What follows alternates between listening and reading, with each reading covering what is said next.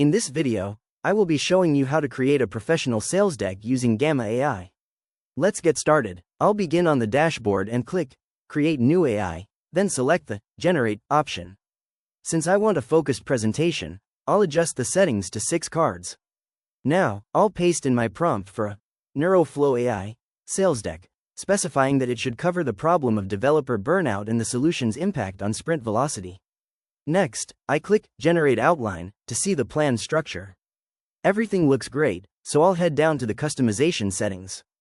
I'll select the Concise text style and choose the Flax theme for a polished, professional look, then hit Generate. As the AI works, you can see it building the entire deck in real time. It's creating everything from the title slide to sections about the solution and specific case studies. It even populates a full pricing table with different tiers for me. Now that the generation is complete, I can start editing and changing the content immediately.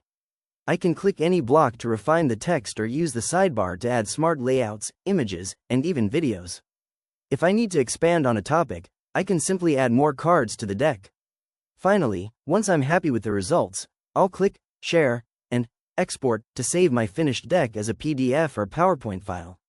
And there you have it. That's the complete process of using Gamma AI for sales decks.